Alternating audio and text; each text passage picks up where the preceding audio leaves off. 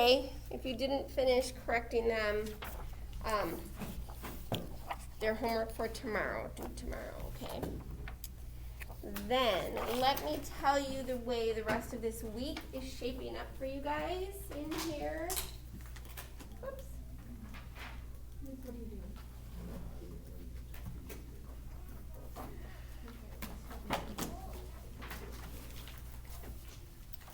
Okay, so, today, we are going to talk about transitions. These are words to use in your paper to make transition from one idea to the next. We'll be talking about that a little bit, and then you'll have the rest of the time to start working on your to do your rough draft, basically, of your SPY research essay. So you'll take all the sheets that you've been working on, your introduction drafting sheet, your 3-paragraph drafting sheets, and your conclusion drafting sheet, and then you'll put all of those ideas together. It should be fairly easy. You've got all your information already written out. Okay? And then tomorrow, we'll be like revising and editing, and probably also review our works cited information, and then you'll be doing those things tomorrow, and then the final copy of the paper will be due on Friday. Okay? Tomorrow will be your last day in class to work on it, because Wednesday is map testing. Thursday is a math day, and it happens to be a day 4, so you guys miss class on, well, you have, 10 minutes of it. So Thursday you should bring your novel for sure that you're supposed to have in class with you every day. You probably just have time to read on Thursday, and so then Friday your paper will be due. Okay? Okay, so that's that. Any questions about that? No. Okay.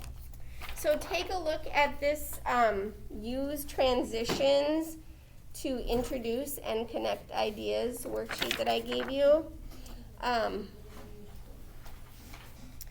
we're just going to read over it a little bit. I would say that I'm going to use, say, my kids, when they have gotten some of their papers back from high school teachers, I would say the most frequent comment that I've seen is that you need to use better transitions.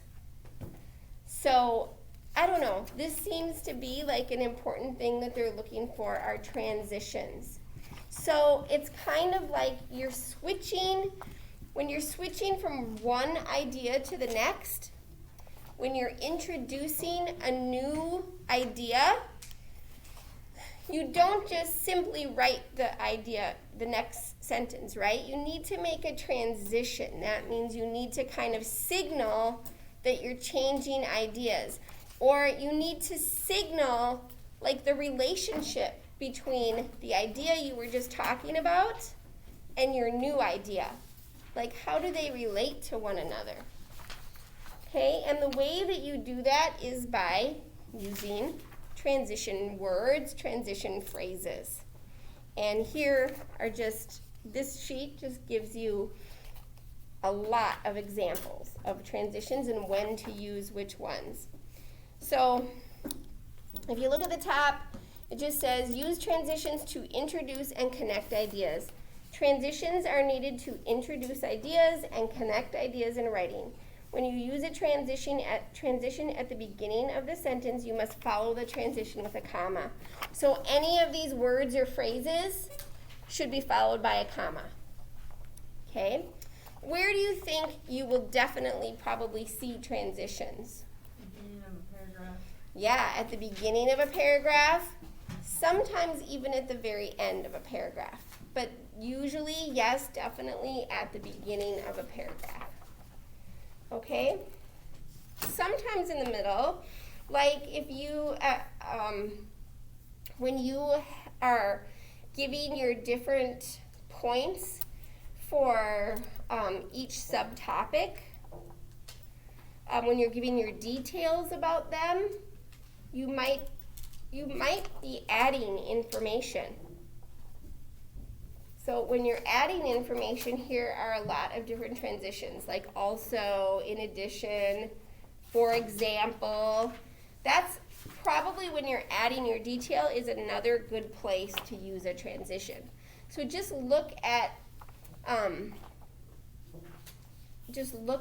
your, like for instance, maybe you said that Joe Schmo made many contributions to the Patriots during the Revolutionary War. So you might give one example. So that's one detail of a contribution he made. He was able to get in with, he was able to pose as a British officer. And then you might say, when you give your second detail, in addition to posing as a British officer, he also lived near Patriot soldiers.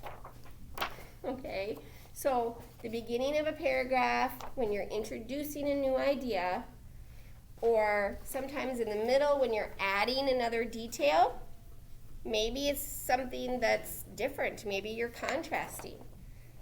Like Joe Schmo was able to pose as a British officer. However, he could not get the information to the Patriots in time to end the war or to stop the battle or whatever. Okay? So sometimes it's different information, so then you're going to use some of these contrasting words. Okay? So I'm not going to read over all the different transitions. You guys can look at them when you're deciding what you need to use. But there are a couple little rules below. Transitions are not capitalized above. The ones that are not capitalized can also be used in the middle of a sentence. So the ones that are capitalized, you'll always use at the beginning of a sentence, but the ones that aren't can be used within the sentence. Transitions that are not followed by a comma above usually require more wording before the comma is needed. So example, even though smoking is harmful, comma, many people continue to smoke. Okay, so if it doesn't have a comma after it, know that you probably need to add some more words, and then you put your comma.